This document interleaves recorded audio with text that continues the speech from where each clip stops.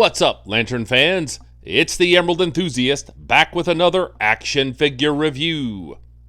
This time, I'll be taking a look at the Kenner Justice League of America figure of Green Lantern, Kyle Rayner. Let's have a look at the packaging now. On the front bottom, it says Green Lantern and includes collector display stand. You can see the figure completely because this is an old school card and bubble design.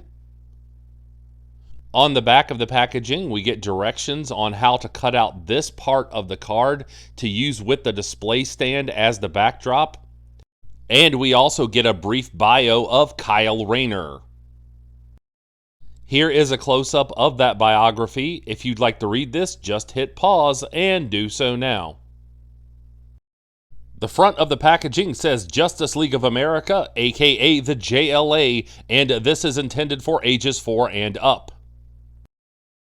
And now let's bust open this package and see what's inside.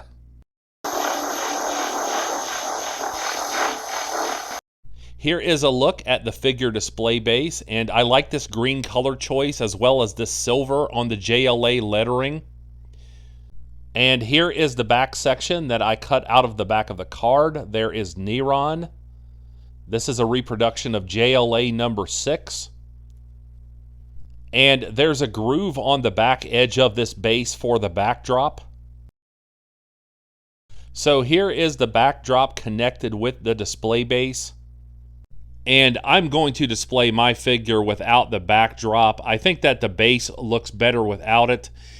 I might have been more tempted to use this had Kenner reproduced a more iconic cover like Green Lantern Volume 3, number 51.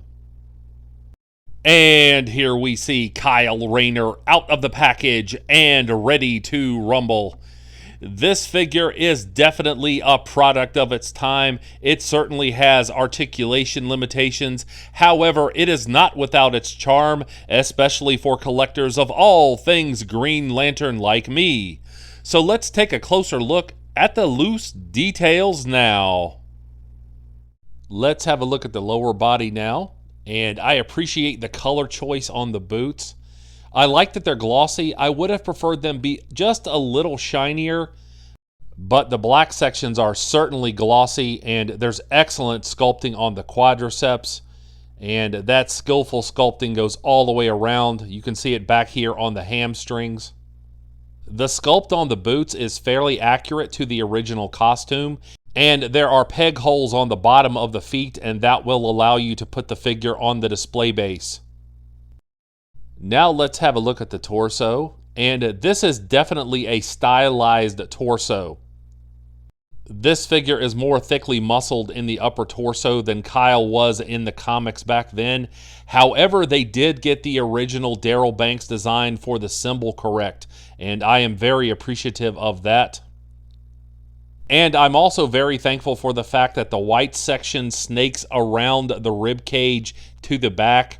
It's not as wide as it should be, but it's still pretty close. This is what Kyle's original costume looked like in the back. There's supposed to be a white section back there. Now let's have a look at the arms, and I really appreciate the sculpting and the color choice on the gauntlets. You can see the open sections here around the wrist, and that is comic accurate. The skin on this figure doesn't look very realistic, but I do like this hand positioning. I think it works well with the idea of him firing the ring from his right hand. There's magnificent sculpting on the biceps and triceps here. And now here's a look at the ring. And this has the opposite problem of what Green Lantern rings usually do with action figures, in that here I think it's slightly too big. It goes all the way up to his knuckle, but I do appreciate the fact that Kenner made the effort to be comic accurate here, and I will definitely take this over a Green Lantern ring that is just a green dot on a figure. Now let's have a look at the head sculpt, and it is something of a mixed bag. For the most part, it's accurate. I think they got the crab mask correct. Perhaps it's a little small, but I do like the sculpt and the fact that the eyes are white. They're kind of difficult to see, but they definitely are the correct color. The hair is adequate. It is the right color, but I wish it were a little longer and some of the strands hung over the face. And I certainly wish that this chin weren't so prominent.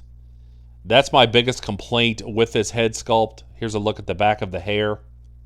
But again, this is a stylized look, and I do think that it's decent. This figure has 5 points of articulation, and you can see that this leg moves in a weird manner. It's like he's playing hacky sack or kicking a soccer ball. This one can move forward this much, and he can step back, so I am thankful for that.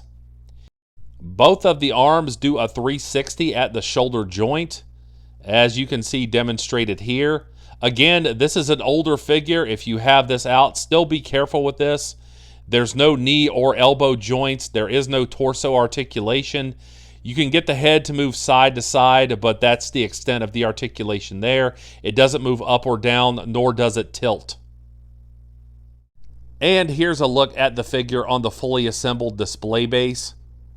And the figure partially obscures the comic book image on the backdrop, so I will definitely be displaying this figure with just the base alone.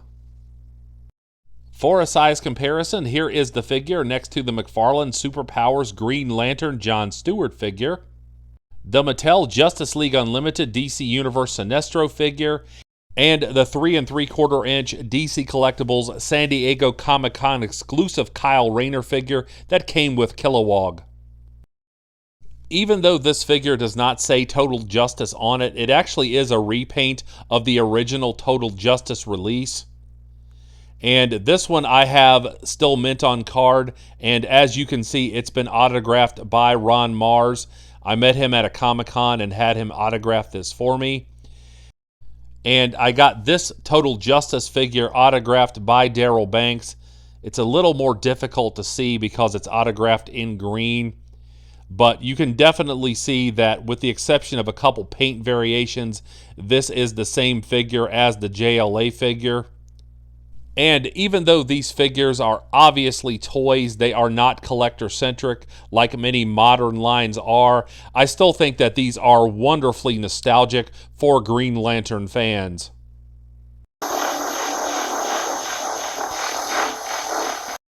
Like and subscribe if you enjoyed this review, and please tell all of your friends about this channel. I would certainly appreciate it. And I'll be back with more Green Lantern content soon. But until we meet again, this has been the Emerald Enthusiast, and thanks for watching.